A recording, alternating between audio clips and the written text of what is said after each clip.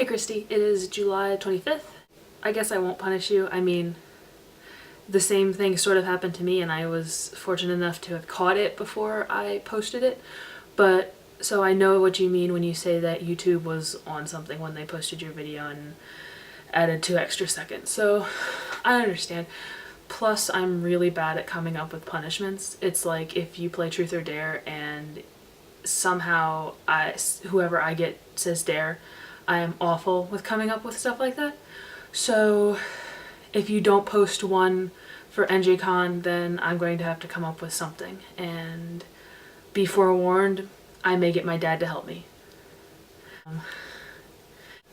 I think the thing about pet peeves is that you can't do anything about them.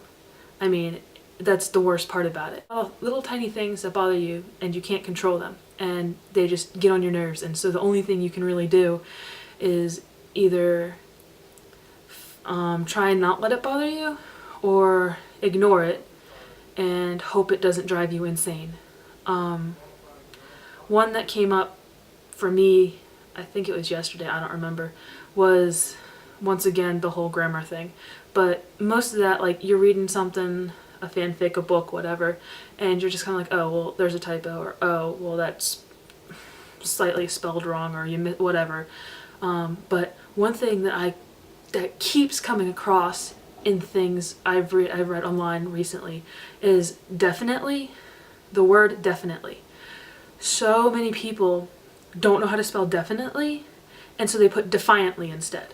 2 completely different words, and it drives me crazy because it's not even like a your thing where it's the same word and you can sort of figure out what they mean. This is completely different. They don't even mean anywhere close to the same thing.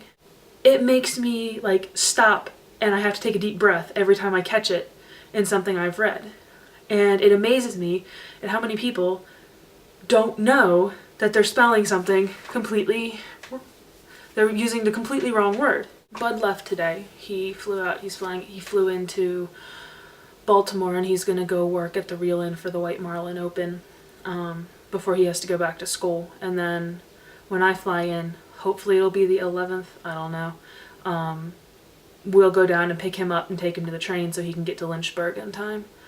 And then I'll have time to get my life together in that apartment and whatnot before band camp, and hopefully be able to see like you and everyone else who's around there. Side note, I don't know if Lauren texted you, Luca, and asked about a kitten. She said her roommate's boyfriend or something found this little gray kitten and they're trying to find a home for it, and I figured I'd just mention that. I don't know if she texted you or not, but I got that today at work. She said that Callie doesn't like the kitten and moving into a new place or whatnot wouldn't really be that smart for a kitten and a cat that doesn't like said smaller feline. Tomorrow we have a Circle H company barbecue picnic, something like that.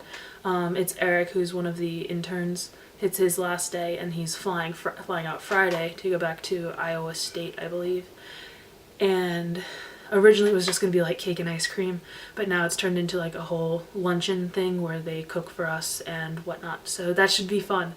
I guess that's it for now. I hope you have a great rest of the day, and I will see you tomorrow.